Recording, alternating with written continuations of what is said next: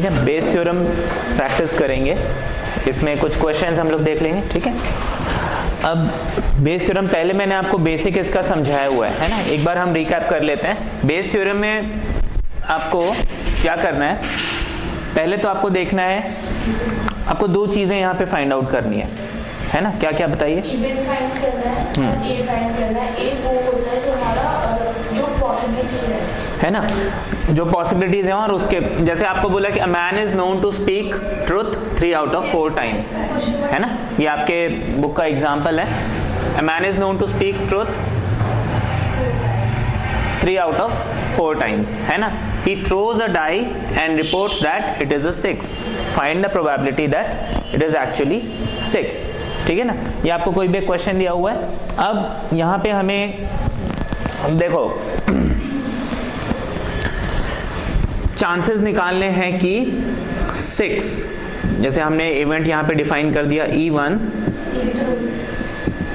Getting a 6 और event define कर दिया E2 नॉट गेटिंग अ 6।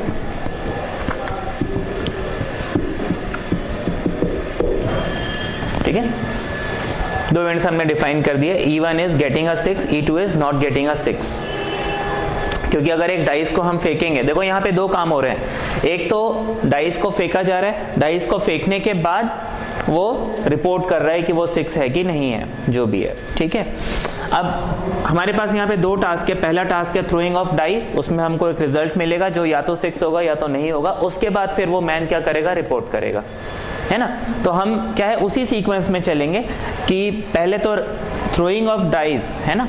हमने अगर सीक्वेंस इसका देखें तो पहले आपने क्या किया, थ्रो अ डाइस, है ना, पहले एक डाइस को थ्रो किया, उसके बाद उसका जो रिजल्ट है उसको डिक्लेयर किया, है ना, या फिर उसको रिपोर्ट किया। यहाँ पे इसी सीक्वेंस में काम चल रहा है। तो आप देखो ये जो फर्स्ट इसमें इवेंट है, जैसे थ्रो अ डाइस, इसके हमारे पास दो पॉसिबिलिटीज हैं, आपको 6 मिल सकता है, नहीं भी मिल सकता है। उसके बाद हम रिपोर्टिंग पे जाएंगे, है ना। तो ये जो दो पॉसिबिलिटीज हैं इसको मैंने यहाँ पे नोट कर लिया, ठीक है ना, कि वो हमें या तो 6 मिलेगा या तो नहीं मिलेगा। हम क्या करेंगे, इनकी प्रोबेबिलिटीज निकाल लेंगे। प्रोबेबिलिटी ऑफ गेटिंग E1 यानी a 6 is 1/6. Probability of not getting a 6 is 5/6. ये तो समझ में आ गया, है ना। अब यहाँ पे इसके बाद क्या करना है, देखो पहला टास्क तो हमारा हो गया कि जो हमें डाइस को थ्रो करना था वो हमने थ्रो कर दिया। इसके बाद नेक्स्ट इवेंट क्या है हमारे पास, है ना, वो रिपोर्ट कर रहा है ना। सच बोलना झूठ बोलना बात की बात है, वो रिपोर्ट कर रहा है ना। ए हम यहाँ पे लिखते हैं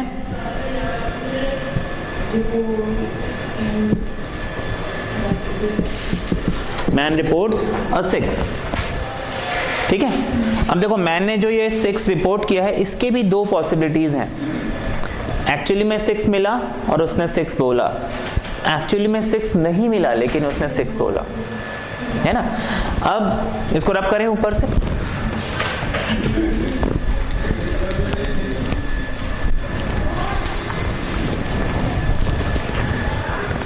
अब देखो यहाँ पे हम कंडीशन कैसे बनाएंगे, यहाँ पे कंडीशन बनाएंगे प्रोबेबिलिटी ऑफ ए, मतलब man is reporting a 6 when E1 मतलब इट इज एक्चुअली 6, है ना। अच्छा 6 मिल चुका है और आदमी ने 6 बोला, इसके कितने चांस है, आदमी कितने बार सच बोलता है।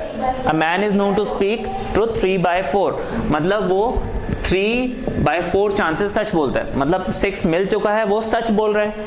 6 मिल चुका है और उसने क्या बोला, 6 है, तो सच बोल रहा है झूठ बोल रहा है, सच बोल रहा है। सच बोलने के चांस 3/4 हो गए। फिर probability of A when E2, इसका मतलब है E2 हो चुका है, E2 हो चुका है मतलब 6 नहीं मिला है, लेकिन वो क्या बोल रहा है कि 6 मिला है, मतलब वो झूठ बोल रहा है। झूठ बोलने के चांस कितने हो जाएंगे, इस 3/4 को जब आप 1 से माइनस कर देंगे आपको झूठ बोलने के चांस मिल जाएंगे, विच इज 1/4। इतना समझ में आ गया, ये बात समझ में आ गई। ये हमने सारे इवेंट्स यहाँ पे निकाल लिए, इसमें किसी को कंफ्यूजन है। इसके आगे हमें यहाँ पे क्या करना है, अब बेस थ्योरम में मैंने आपको बताया था, आपने जब भी वो सीक्वेंस ऑफ इवेंट्स को स्टडी किया उसके बाद हमने ये सारे इवेंट्स निकाल लिए। इसके बाद हमें करना क्या होता है कि आपको क्वेश्चन की जो लास्ट की 2 या 3 लाइंस हैं वो पढ़नी होती है, उसमें आपको देखना होता है कि पूछा क्या है। जैसे आपको लास्ट की लाइन में क्या पूछा है कि find the probability that it is actually 6, है ना, एक्चुअली 6। अच्छा, एक्चुअली 6 क्या है? E1, मतलब मुझे E1 के चांस निकालने कि वो एक्चुअली 6 है। कब? जब आदमी ने बोला कि 6 है। समझ में है? मैं इस क्वेश्चन के लास्ट स्टेटमेंट से ही ये इवेंट बनाऊंगा। इतना समझ में आ गया? इसमें डाउट है? हाँ, प्रोबेबिलिटी ऑफ 6 एक्चुअली 6 जब उसने रिपोर्ट किया इट इज 6, ठीक है, इज इक्वल टू, हाँ जी बताइए। सर जो आपने अभी लिखा है और जो सबसे फर्स्ट पर लिखा था इसमें डिफरेंस क्या है? इसमें और इसमें क्या डिफरेंस है? यहाँ पे देखो, यहाँ पे डिफरेंस ये है कि यहाँ पे वो 6 रिपोर्ट कर रहा है और 6 मिल चुका। यहाँ पे देखो एक्चुअली में 6 मिला है और वो रिपोर्ट मतलब वो सच बोल रहा है ना। लेकिन यहाँ पे हमें क्या करना है, आपको बताना है कि वो 6 है। उसने क्या बोल दिया भाई 6 मिला है। अब आपको पता लगाना है कि वो एक्चुअली में 6 है कि नहीं, क्योंकि देखो अब यहाँ पे चांस है ना, वो सच भी बोल सकता है झूठ भी बोल सकता है। हमें तो मालूम नहीं है उसने सच बोला झूठ बोला। चांसेस निकालने की वो डाइस में एक्चुअली 6 आया हुआ है ना, उस चीज को ऐसे लिखेंगे, है ना। यहाँ पे उसने सच रिपोर्ट किया था, लेकिन यहाँ पे हमें चांसेस निकालने की डाइस में 6 है कि नहीं, है ना। यहाँ पे आदमी सच बोल रहा है, लेकिन यहाँ पे हम डाइस में 6 है कि नहीं वो देख रहे हैं। इतना क्लियर है? अब देखो इसके आगे हमें बेस थ्योरम लगाना होता है। अब देखो बेस थ्योरम हम कैसे लगाते हैं, बहुत इजी है। आप इसी चीज को देखो, बहुत सिंपल है। आपने क्वेश्चन का लास्ट लाइन पढ़ा, इस बात को ध्यान से समझना। क्वेश्चन के लास्ट लाइन को हमने पढ़ा और लास्ट लाइन के बेसिस पे हमने निकाला कि मुझे ये चीज चाहिए। इतना समझ में आ गया, है ना। बेस थ्योरम कहता है कि मैं इसी इवेंट को फ्लिप कर दूंगा, मतलब मैं इसको लिख लूंगा A when E1, है ना। E1 A था, इसको मैंने A1 E1 लिख दिया, मल्टीप्लाई बाय इसके नीचे क्या है E1 है ना, तो मैं E1 लिख दूंगा। इतना समझ में आ गया। और इसके नीचे हम सारे टोटल्स कर लेंगे, मतलब A when E1 into E1 plus A when E2 into E2, ठीक है। ये आपका बेस थ्योरम हमने लगा लिया। अब इसमें हम क्या करेंगे, वैल्यूज को पुट कर लेंगे, ठीक है। A1 E1 हमें कितना मिला? A1 E1 हमें कितना मिला? 3/4। E1 कितना है हमारे पास? A1 E1 हो गए 3/4, 1/6 और 3/4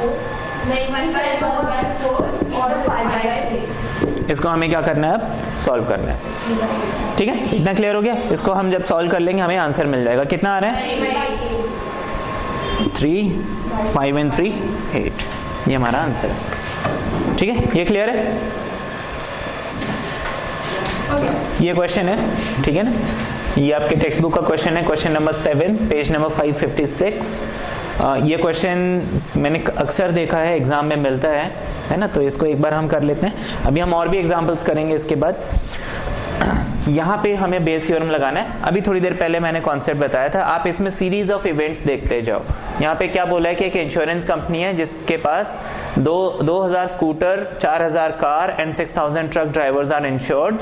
अब इन scooter, car and truck drivers के एक्सीडेंट के प्रोबेबिलिटी इतने हैं 0.01, 0.03 and 0.15। One of the person meets with an accident. What is the probability that he is a scooter driver? है ना। तो यहाँ पे हमें पहले क्या करना है, इंश्योर्ड पर्सन को देखना है। हाँ जी बताइए। तो हमें कैसे पता चलता है कि question related to Bayes theorem, जैसे सोनाली बताई थी कल उसने कौन सा इंडिपेंडेंट वाला यूज कर दिया था फॉर्मूला, तो सर हमें कैसे पर्टिकुलरली पता चलता है कि हमें बेस थ्योरम यूज करनी है? बेस थ्योरम कैसे पता चलता है? अच्छा, इंडिपेंडेंट इवेंट से।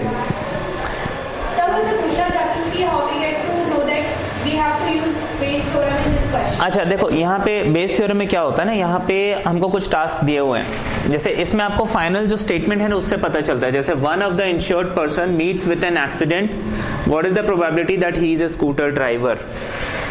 बेस थ्योरम में मोस्टली क्या होगा कि एक इंसिडेंट हो चुका है, अब आपको दूसरे इंसिडेंट के चांस निकालने हैं, है ना। जबकि इंडिपेंडेंट इवेंट्स में क्या होगा कि आपको दो चीजें, जैसे एक ए है एक बी है, ये सच बोल रहा है उसके इतने चांस है, झूठ बोल रहा है उसके इतने चांस है, ये सच बोल रहा है इतने चांस है, झूठ बोल रहा है इतने चांस है। फाइंड द चांसेस कि दोनों ने सच बोला या दोनों ने झूठ बोला। अब देखो ये इंडिपेंडेंट इवेंट का क्वेश्चन हो गया, इसका इससे कोई लेना देना नहीं है ना। और यहाँ पे ऐसा कुछ है नहीं कि भाई ये इवेंट हो चुका है ये हो रहा है, ऐसा नहीं है। बेस थ्योरम में always there is one event जो हो चुका है और एक इवेंट जिसके चांसेस निकालने हैं, है ना। आपको उससे पता चलेगा कि एक इवेंट हो चुका है और दूसरे के आपको चांसेस निकालने हैं। ओके, अभी यहाँ पे हमारे पास देखो तीन टाइप के ड्राइवर्स है, तो हम उनकी रिस्पेक्टिव प्रोबेबिलिटीज, जैसे E1 में डिफाइन कर देता हूं स्कूटर ड्राइवर्स, ठीक है। E2 में डिफाइन कर देता हूं कार ड्राइवर्स, एंड E3 में डिफाइन कर देता हूं ट्रक ड्राइवर्स, ठीक है। तो प्रोबेबिलिटी ऑफ E1 कितना हो जाएगा? देखो स्कूटर ड्राइवर कितने हैं 2000 upon total number of drivers 2000, 4000, 6000 which is 12000, तो 1/6 आ गया। ये बात समझ में आ गई। Car driver, how many car drivers? 4000 over 12000 which is 1/3। इतना समझ में आ गया। Probability of truck driver is 6000 by 12000 which is 1/2, है ना। इतना तो समझ में आ गया। हमने इनकी प्रोबेबिलिटीज कैसे निकाली।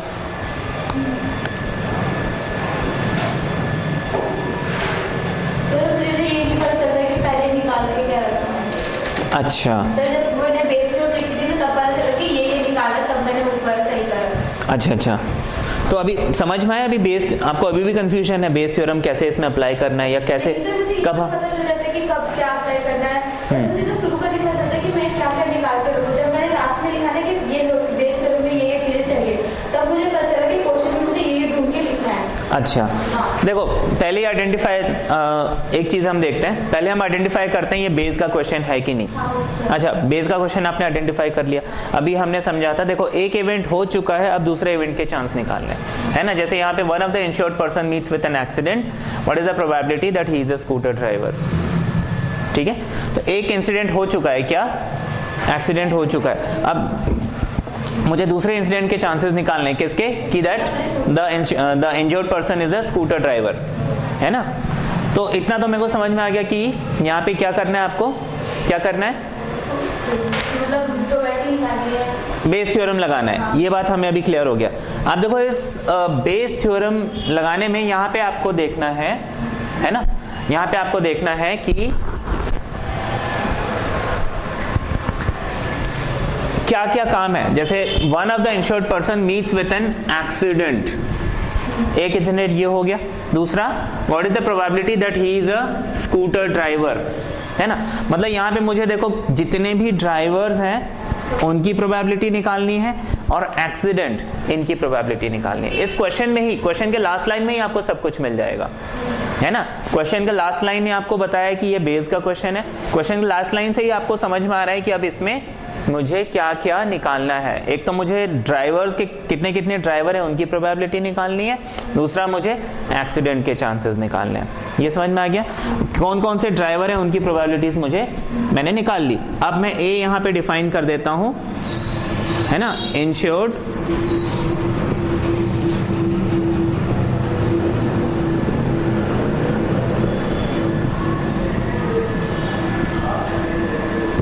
Insured person meets with an accident, ठीक है। ये समझ में आ गया। अब रब करें इसे ऊपर से। हाँ जी बताइए। सर हम एक किसे डिफाइन कैसे करते हैं, मतलब अच्छा यहाँ पे ए किसे डिफाइन करना है, ई किसे डिफाइन करना है। अभी एक और ए को हम क्या डिफाइन करते हैं, सब तीन चीजें बता दीजिए। ए हम यहाँ पे किसको डिफाइन करेंगे। देखो आपको यहाँ पे दो इवेंट्स हो रहे हैं ना। क्या क्या इवेंट हो रहे हैं, एक्सीडेंट और ड्राइवर्स, है ना। देखो स्कूटर ड्राइवर तो उन ड्राइवर्स में से एक केस हो गया पर्टिकुलर, लेकिन हमारे पास 3 टाइप के ड्राइवर है, तो हमें यहाँ पे एक तो ड्राइवर्स की प्रोबेबिलिटी निकालनी है, एक्सीडेंट की प्रोबेबिलिटी निकालनी है ना। अब यहाँ पे accident is common to all the drivers, है ना। जो कॉमन टास्क है उसको मैं ए डिफाइन करूंगा, है ना। जैसे यहाँ पे ड्राइवर अलग अलग हो सकते हैं, लेकिन एक्सीडेंट होता है, तो वो कॉमन चीज को मैंने ए डिफाइन कर लिया। अभी हम और भी एग्जांपल लेंगे, उसमें और क्लियर हो जाएगा कि ए हम किसको लेंगे, है ना। नेक्स्ट क्वेश्चन में मैं आपको और क्लियर करूंगा। अब मैंने यहाँ पे probability of accident when E1 is what, scooter driver के कितने चांसेस हैं। एक्सीडेंट व्हेन E2 यानी car driver, accident when truck driver, ये मिल गया, ठीक है। इसके बाद हम वापस क्वेश्चन की लास्ट लाइन पढ़ेंगे। क्वेश्चन की लास्ट लाइन कहती है कि अब insured person meets with an accident, what is the probability that he is a scooter driver. अब देखो लास्ट लाइन क्या कहता है, एक्सीडेंट हो चुका है और मुझे किसके चांसेस निकालने हैं, स्कूटर ड्राइवर यहाँ पे क्या है, E1, मतलब मुझे E1 के चांसेस निकालने हैं व्हेन ए इवेंट हो चुका है, ये मुझे निकालना है। क्वेश्चन की लास्ट लाइन ने ये बात मुझे बता दी।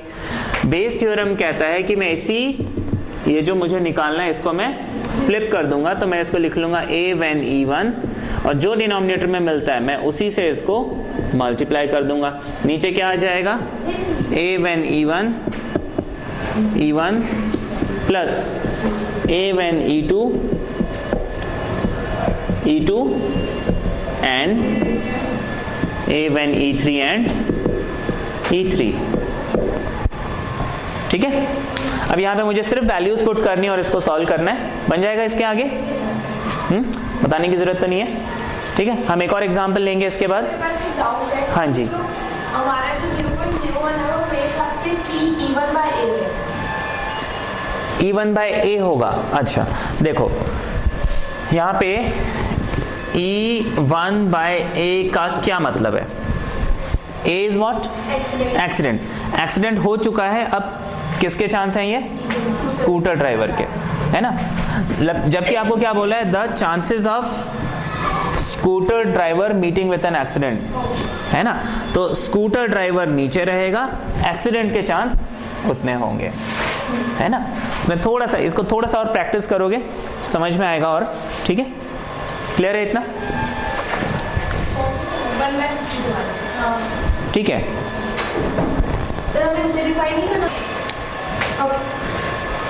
ये क्वेश्चन दिया हुआ है, अ कार्ड, आपके बुक का क्वेश्चन है, a card from a pack of 52 cards is lost, ठीक है।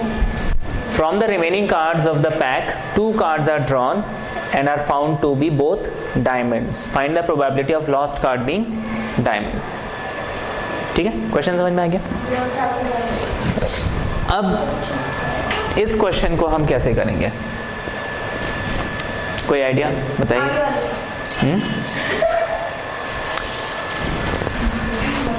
देखो 52 कार्ड्स हैं हमारे पास, जिसमें से 1 कार्ड इज लॉस्ट, है ना। एक कार्ड गुम हो गया, तो कितने कार्ड बचे। अब देखो मैंने आपको क्या बोला, इसमें इवेंट्स देखते जाओ, जैसे 2 cards are drawn and are found to be diamonds, find the probability that lost card being diamond, है ना। हमने 2 कार्ड्स निकाले और हमें क्या मिला, डायमंड, और आपको लॉस्ट कार्ड के चांसेस निकालने हैं, है ना। यहाँ पे हम क्या कर रहे हैं कि लॉस्ट कार्ड, हमें एक कार्ड जो है गुम हो गया। अब वो जो कार्ड गुम हुआ है, इसमें देखो हमारे पास 2 पॉसिबिलिटीज है ना। जो कार्ड गुम हुआ है, लॉस्ट कार्ड, इसमें हमारे पास 2 पॉसिबिलिटीज हैं, it is a diamond card और it is not a diamond, ठीक है ना। ये 2 ही चांसेस हैं हमारे पास, या तो वो डायमंड होगा, जो कार्ड गुम हो गया है वो या तो डायमंड होगा या तो वो डायमंड नहीं होगा। हम यहाँ पे इसको E1 मान लेते हैं, E1 is the chances of the diamond card being lost and E2 chances that diamond card is not lost, है ना। अब probability that a diamond is lost कितना होगा? कितने डायमंड्स होते हैं हमारे पास? 13, 52। Why 52? अभी खोया नहीं है ना। 52 कार्ड्स में से एक कार्ड गुम हुआ तो उसके गुम होने के चांस 13/52 होंगे। गुम हो गया उसके बाद 51 हो जाएंगे। ये बात समझ में है ना। इस इवेंट के बाद आपका कार्ड गुम हो गया, 51 बचेंगे, है ना। अच्छा, probability that it is not a diamond card, इसको 1/4 लिख सकते हैं। ये कितना हो जाएगा? ये समझ में है कैसे? इसको सिंपली 1 से माइनस कर दो, या 39/52 उसको सॉल्व करोगे, अगेन 3/4 मिलेगा, है ना। इतना समझ में आ गया। इसके आगे मुझे क्या करना है?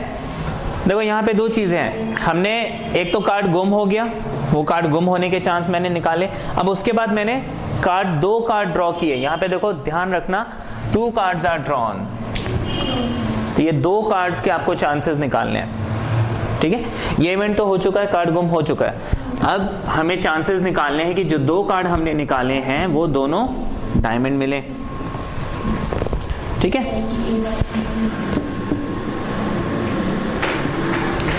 अब लेट ए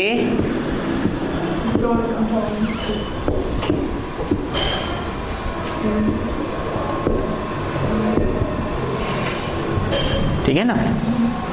यहां पे हमें कैसे पता चला कि मैं किसको इवेंट इवेंट किसको लूं, है ना। देखो मैं कार्ड कौन सा गुम हो रहा है, बट स्टिल मैं कार्ड निकाल रहा हूं, है ना। वो कॉमन है, कार्ड में कोई भी निकाल सकता हूं, है ना। तो मैंने ए को जो है ड्राइंग का कार्ड डिफाइन कर दिया, है ना। Drawing of 2 cards. अब ड्राइंग ऑफ 2 डायमंड कार्ड्स, ठीक है। Let A be the event of drawing 2 diamond cards, है ना। 2 डायमंड कार्ड निकाले, नॉट 2 कार्ड, है ना। 2 डायमंड कार्ड। अब यहां पे is drawing 2 diamond cards when E1। E1 का क्या मतलब है? कौन सा इवेंट हो चुका है? डायमंड कार्ड इज लॉस्ट, है ना। अब देखो डायमंड इज लॉस्ट। देखो मेरे पास टोटल कार्ड अब 51 बचे, क्योंकि एक कार्ड गुम हो चुका है। डायमंड कितने बचे? 12। बाकी कितने बच गए? 39 अदर बच गए। ये बात समझ में आ गई, है ना। 39 अदर कार्ड्स बचे और 12 डायमंड कार्ड्स बचे। Probability of drawing 2 diamond cards when a diamond card is lost कितना हो जाएगा? 12C2। ये आपको मालूम है हम कॉम्बिनेशन लगाते हैं जब आपको एक से ज्यादा चीजें ड्रॉ करनी होती हैं, है ना। तो 12C2 ओवर 51C2, यहाँ पे 51 आ जाएगा, है ना, क्योंकि अब वो कार्ड गुम हो चुका है। उस टाइम हम गुम होने के चांस निकाल रहे थे तो हमारे पास पूरे कार्ड्स थे। ओके, ध्यान समझ में आया ना। वहाँ 52। यस सर, हमने इसमें 13/2 क्यों लिया? क्योंकि अभी तो हम निकालेंगे ना, हमने 2 लिए हैं, तो इसको हमने 13/2 क्यों लिया? क्योंकि देखो आपने E1, what is E1? E1 हमने क्या डिफाइन किया? Sir, the probability of getting diamond is lost. Diamond is lost. हमारे पास टोटल कितने डायमंड होते हैं? 13 में से एक डायमंड गुम हो गया, कितने डायमंड बचे? 12। मुझे दोनों कार्ड डायमंड चाहिए, तो ऑब्वियसली मैं 12 में से 2 कार्ड निकाल सकता हूँ। 13 से तो निकाल ही नहीं सकता, क्योंकि 13 डायमंड है ही नहीं मेरे पास, है ना। इसी तरीके से अब मैं नेक्स्ट यहाँ पे लेता हूँ probability of A when E2। What is A when E2? E2 क्या है? Diamond card is not lost, है ना। डायमंड कार्ड गुम नहीं हुआ, मतलब मेरे पास पूरे 13 डायमंड कार्ड्स हैं और 51C2। ये आ गया, इतना समझ में आ गया। अब मुझे अब मैं लास्ट लाइन पढ़ता हूं। Find the probability that lost card is diamond, है ना। Find the probability that lost card is diamond, यानी E1। Lost card is diamond E1 when 2 card मुझे क्या मिल रहे हैं? डायमंड। ये समझ में आ गया। ये मुझे निकालना है। मुझे चांसेस निकालने के डायमंड कार्ड गुम हुआ जब मुझे 2 डायमंड कार्ड मिल चुके हैं। समझ में आया?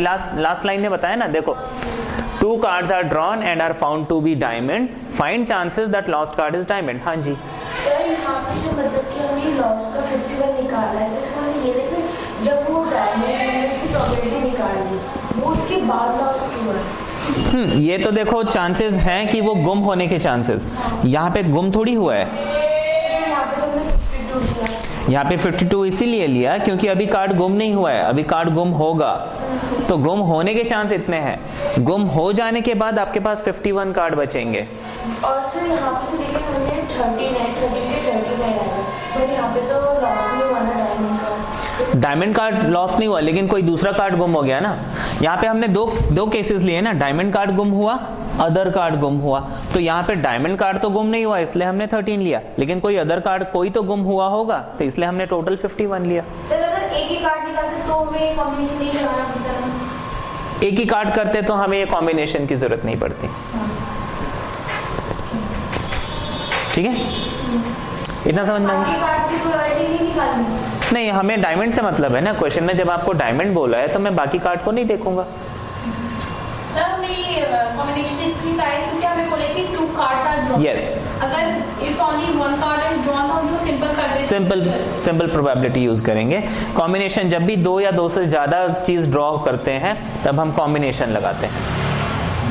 ठीक है, अब देखो हमने लास्ट लाइन पढ़ी कि 2 cards are drawn and found to be diamond, मतलब ए हमें मिल चुका है। अब चांसेस निकालने हैं कि जो कार्ड गुम हुआ है वो क्या हो, डायमंड हो, यानी इवन हो।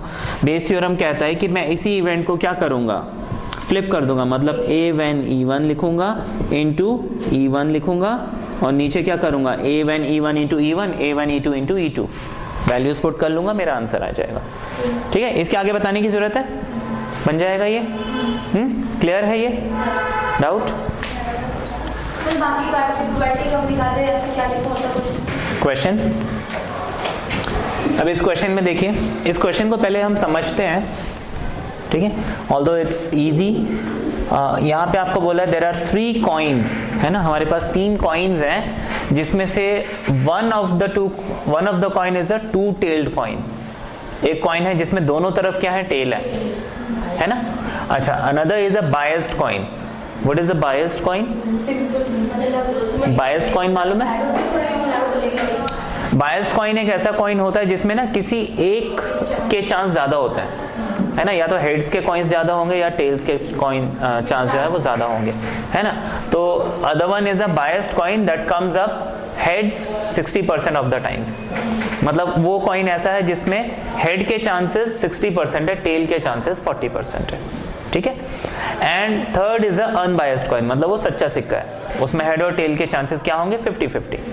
ठीक है, one of the coins is chosen. हमने 3 में से, मेरे सामने तीनों कॉइन है, अब मुझे शक्ल तो तीनों की एक जैसी दिख रही है, मैंने रैंडमली एक कॉइन चूज किया और उसको मैंने टॉस किया, और वो कॉइन मुझे क्या मिला, उसमें मेरे को आउटकम क्या मिला, टेल मिला। What is the probability that it was a 2-tailed coin? ठीक है, यहाँ पे देखो हमें यहाँ पे क्या करना है, अगेन 2 टास्क करने हैं। इसको अगर हम समझें तो देखो हमारे पास यहाँ पे ना 2 टास्क करने हैं। पहला, choose a coin and then toss, 2 ही काम करने हैं ना। पहले तो एक कॉइन को चूज करना है, फिर मुझे उसको टॉस करना है। इतना समझ में आ गया? अब देखो चूजिंग अ कॉइन में मेरे पास कितनी पॉसिबिलिटीज हैं, 3 पॉसिबिलिटीज हैं, है ना। 3 पॉसिबिलिटीज हैं, क्या क्या, मुझे फर्स्ट कॉइन मिल जाए, सेकंड कॉइन मिल जाए, थर्ड कॉइन मिल जाए। मैं इवेंट 1 डिफाइन कर लेता हूं कि कॉइन 1 इज सिलेक्टेड या फिर 2-tailed,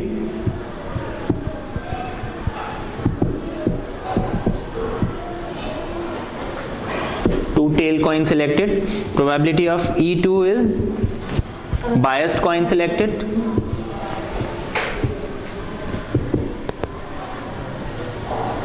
And event 3 is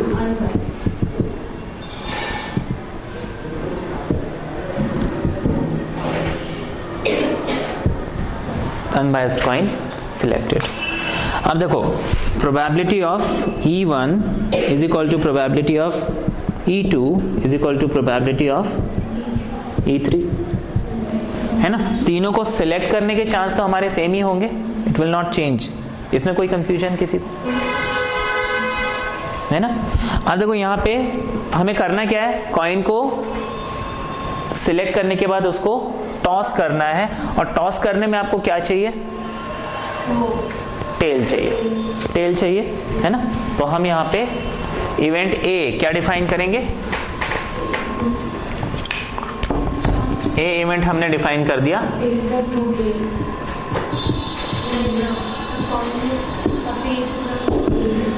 coin shows tail, है ना? Coin shows tail after toss, क्योंकि देखो सबके लिए टॉस तो आपके हाथ में कोई भी कॉइन आ गया तो टॉस कर सकते हो ना, यहाँ पे हम टू टेल नहीं ले सकते, है ना? देखो हमारे पास देखो कोई भी कॉइन आ सकता है और मैं कोई भी कॉइन टॉस कर सकता हूँ, वो टेल दिखा सकता है, वो बायस्ड कॉइन हो, अनबायस्ड कॉइन हो या टू टेल कॉइन हो, टेल तो कोई भी दिखा सकता है ना? तो टेल जो है आपको ऐसे इवेंट को लेना है जो कॉमन हो। टू टेल में फिर क्या है कि बाकी सबके लिए 0-0 हो जाएगा। अब मैं यहाँ पे क्या करूंगा, probability of A when even, A is what, the coin shows a tail when, कौन सा कॉइन मुझे मिला, इवन क्या डिफाइन किया था, two tail coin. Two tail coin में आपको टेल के चांस कितने मिलेंगे, 2 out of 2 यानी कि 1, है ना? Probability of tell when E2, E2 क्या है, बायस्ड कॉइन। बायस्ड कॉइन में हेड्स के चांसेस कितने, 60, है ना? तो टेल के चांस कितने हो जाएंगे, 40%, यानी 40/100 यानी 4/10 यानी कि 2/5। ये समझ में आ गया? Probability of A when E3, that is it is a unbiased coin. Unbiased coin में टेल के चांस तो 1/2 हो जाएंगे, 50%। इतना समझ में आ गया सबको? अब मुझे क्वेश्चन को इतने इवेंट्स डिफाइन करने के बाद क्वेश्चन की लास्ट लाइन में देखना है, one of the coin is chosen and tossed and it shows tail, है ना? मतलब कौन सा इवेंट हो चुका है, ए इवेंट हो चुका है, A event is it shows a tail, तो टेल मुझे मिल चुका है। What is the probability that it was a two tailed coin, है ना? टू टेल्ड कॉइन मतलब मुझे E1 के चांसेस निकालने हैं, E1 के चांसेस मुझे निकालने हैं। बेस थ्योरम क्या कहता है, आप इसको फ्लिप करोगे, आप इसको लिखोगे probability of A when E1 into probability of E1 over probability of A when E1 into E1 plus A when E2 into E2 and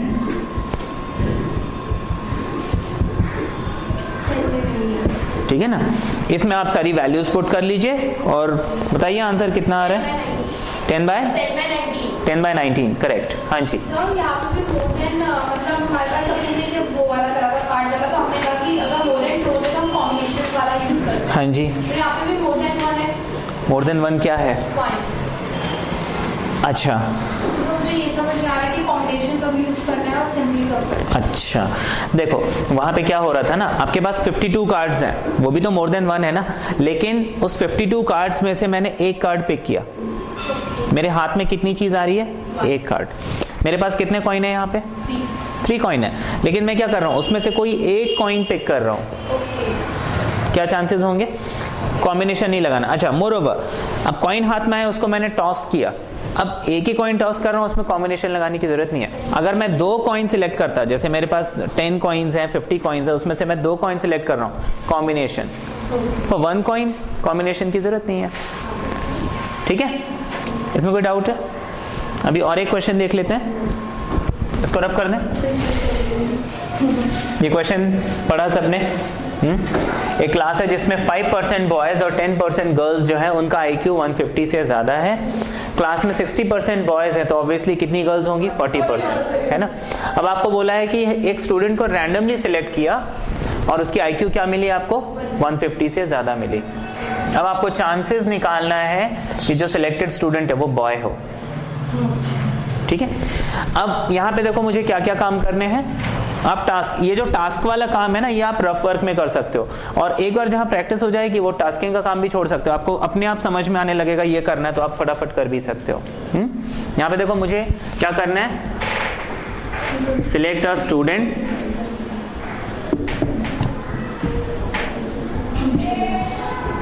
है ना। देखो दो ही काम करना है, एक तो आपको पहले स्टूडेंट सिलेक्ट करना है, फिर उसकी आईक्यू चेक करनी है कि वो 150 से ज्यादा है कि नहीं है। ओके, अब देखो सिलेक्ट अ स्टूडेंट, यहाँ पे मेरे पास कितनी पॉसिबिलिटीज है? दो, है ना। E1 boy selected and E2 girl is selected. Probability of E1 that is a boy is selected, कितने चांसेस हैं? 60% ऑफ स्टूडेंट्स आर बॉयज, तो ये हो जाएगा 60/100 यानी 0.6, है ना। Probability that the student is a girl E2 कितना हो जाएगा? 40/100। हाँ जी, सर हम इसमें 5/100 क्यों नहीं लेंगे? क्योंकि हमें तो वो सिलेक्ट करना है ना जिसका IQ लेवल ज्यादा होगा, और टोटल में से सिलेक्ट क्यों कर रहे हैं? अच्छा यहाँ पे हम सिर्फ बॉय और गर्ल को देख रहे हैं, हमने अभी IQ देखा ही नहीं है। 5% और 10% ये तो IQ की बात हो रही है ना, बट यहाँ पे हम सिर्फ बॉयज और गर्ल्स की बात कर रहे हैं ना, क्योंकि देखो हम टास्क के हिसाब से चलेंगे। पहला टास्क क्या था? मुझे एक स्टूडेंट सिलेक्ट करना है, दूसरा टास्क है मुझे उनकी IQ देखनी है ना, तो वो सेकंड टास्क में हम देखेंगे, ठीक है। इसके बाद हमने क्या किया? ये फर्स्ट टास्क हमारा हो गया। सेकंड टास्क क्या है? चेक IQ, है ना। IQ आपको क्या चाहिए? 150 से ज्यादा चाहिए। मैंने इवेंट A डिफाइन कर दिया, IQ of student is more than 150, है ना, ये हमने डिफाइन कर दिया। अब देखो इसमें भी दो पॉसिबिलिटीज हैं, वो IQ 150 से ज्यादा हो और बॉय हो, है ना। E1 मतलब E1 इवेंट हो चुका है, मतलब मुझे एक बॉय मिल चुका है, अब मुझे चांसेस निकालने हैं कि वो IQ 150 से ज्यादा हो, which is 5%। Probability of IQ is more than 150 when it is a girl, कितना है? 10%।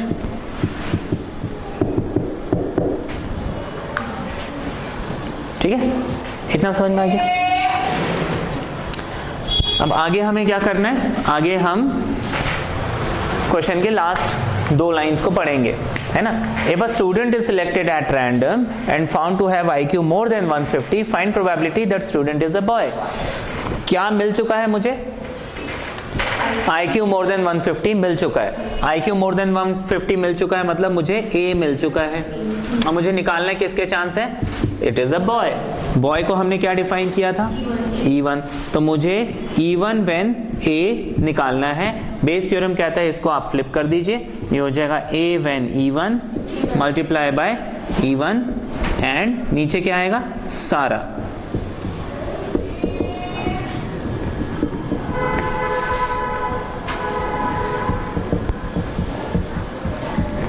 ठीक है, अब मैं यहाँ पे क्या करूंगा? इनकी वैल्यूज, रिस्पेक्टिव वैल्यूज पुट करके इसको सॉल्व कर लूंगा, मेरा आंसर आ जाएगा। ठीक है ना, ये आंसर बताइए कितना आ रहा है? ये आंसर आना चाहिए 3/7। आ गया? Very good. देखो ये क्वेश्चन को पहले समझते हैं। देखो, two groups are competing for the position of board of directors of a corporation. ठीक है ना, दो ग्रुप हैं, वो बोर्ड ऑफ डायरेक्टर के लिए क्या कर रहे हैं? आपस में कंपीट कर रहे हैं, है ना। और आपको बोला the probability that the first and the second group will win are 0.6 and 0.4 respectively. और आगे आपको बोला है कि if the first group wins, probability of introducing a new product is 0.7 and for the second group it is 0.3, है ना। Obviously कोई अगर ग्रुप जीत जाती है तो वो एक नया प्रोडक्ट इंट्रोड्यूस करेगी, है ना। जैसे हमारे इलेक्शंस होते हैं, बीजेपी जीत गई तो वो कुछ नया करेगी, कांग्रेस जीत गई तो वो कुछ नया करेगी, है ना। बट जीतना जरूरी है, अगर नहीं जीत पाए तो कुछ कर सकते हैं? नहीं कर सकते, है ना। तो अब जो भी जीतेगा ऑब्वियसली उसकी गवर्नमेंट बनेगी, वो फिर क्या कर सकती है? अपना कोई नया काम कर सकती है ना, व्हाटएवर। तो ऐसे ही यहाँ पे भी अगर जो भी जीतेगा वो अपना कुछ नया काम, कोई नया प्रोडक्ट इंट्रोड्यूस करेगी। अब आपको बोला है कि find the probability that a new product was introduced by the second group. यहाँ पे देखो हमें दो चीजें हैं, पहले तो दो में से किसी एक का जीतना जरूरी है, जीतने के बाद फिर एक न्यू प्रोडक्ट इंट्रोड्यूस करना जरूरी है ना। तो हमारे पास दो इवेंट्स हैं यहाँ पे, है ना। एक ये है कि हो सकता है फर्स्ट ग्रुप जीत जाए, हो सकता है सेकंड ग्रुप जीत जाए, है ना। आप यहाँ पे E1 डिफाइन कर दो, ग्रुप 1, सॉरी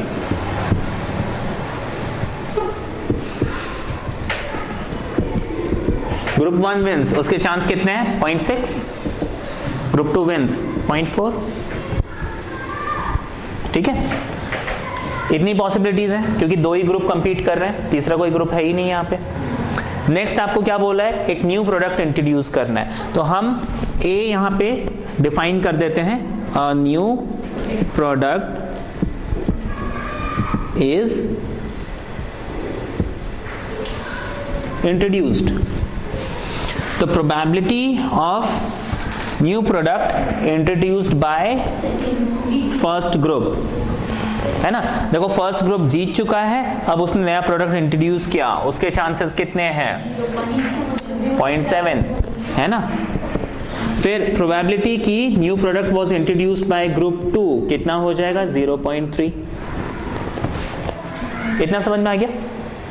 इसमें कोई कंफ्यूजन किसी को? हाँ, डाउट? इसको ऊपर से रब करें। अब इस क्वेश्चन की हम लास्ट लाइन पढ़ते हैं, है ना। Last and the last 2 or 3 lines, if the second group wins find the probability that the new product was introduced by second group, है ना। यहां से हम पढ़ते हैं, अगर find the probability that new product was introduced by second group, है ना। New product was introduced by second group, क्या मतलब हुआ इसका? करेक्ट। हमने क्या क्या बोला है, सेकंड ग्रुप ने इंट्रोड्यूस किया क्या, न्यू प्रोडक्ट, है ना। न्यू प्रोडक्ट इंट्रोड्यूस हो चुका है, अब उस प्रोडक्ट को किसने इंट्रोड्यूस किया, E2 ने। मुझे इसके चांसेस निकालने हैं, तो मैं क्या लिखूंगा, बेस थ्योरम, ठीक है। और नीचे क्या लिख लेंगे, सबका सम।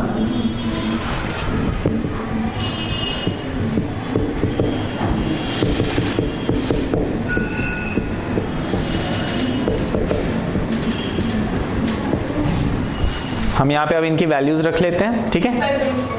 कितना मिल जाएगा ये,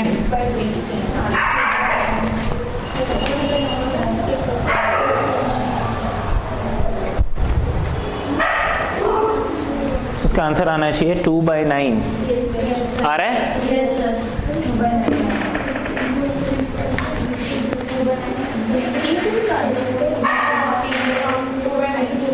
आ रहा है सबका, 2/9 आ रहा है, वेरी गुड।